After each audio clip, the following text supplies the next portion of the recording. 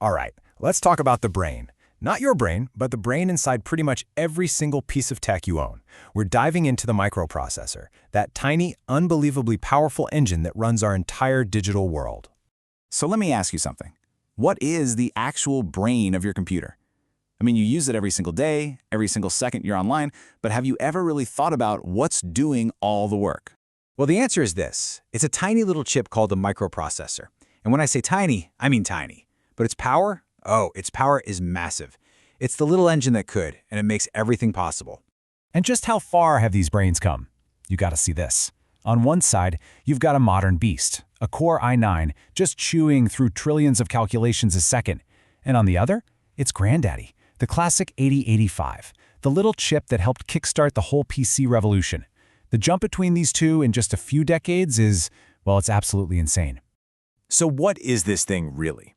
Think of a microprocessor as a super smart, programmable device built on one single integrated circuit. Basically, a whole complex circuit shrunk down onto a sliver of silicon.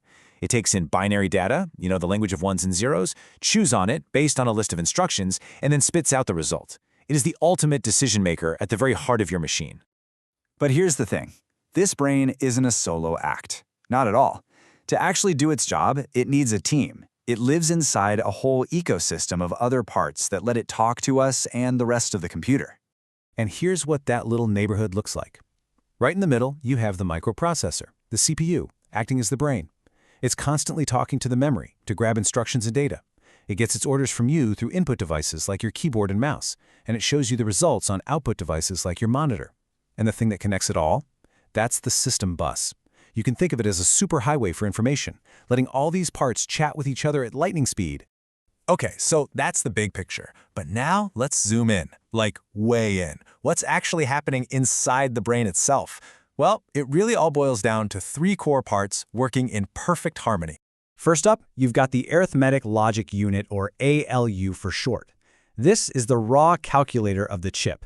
Seriously, every time your game calculates a jump or your spreadsheet adds up a column, it's the ALU doing all that heavy lifting. It handles all the math and all the logical decisions. It's the number-crunching soul of the processor. Next, you have registers. Okay, so if the computer's main memory is like a giant library, the registers are like a super-fast sticky note you have right on your desk. It's a tiny, temporary holding spot right inside the CPU for the exact piece of data being worked on at that very moment. It's all about speed here, giving the ALU instant access to what it needs. And finally, there's the control unit. Now, if the ALU is the math genius, the control unit is the orchestra's conductor. It doesn't do any of the calculations itself, but it directs the entire show. It sends out all the timing and control signals, telling every other part what to do and when to do it. It makes sure the super-fast CPU and the kind of slower memory all work together without crashing into each other. It keeps the rhythm. So now that we know all the key players, what is the brain's main job? What is it actually doing billions of times every single second? It all comes down to a really simple three-step dance that it just repeats over and over and over again. Step 1, it will fetch an instruction from memory. Step 2, it will decode that instruction to figure out what it's being asked to do. And step 3, it will execute that command. Fetch, decode, execute. That's it. That is the fundamental heartbeat of every single computer on the planet. So, why do we care so much about this tiny little chip?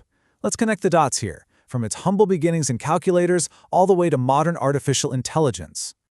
This whole incredible journey kicked off back in 1971 with the Intel 4004, a chip that was just powerful enough to run a calculator. A mere 5 years later, you get the 8085, which helped make the personal computer a reality. The 80s ushered in the 32-bit era, unlocking modern computing as we know it.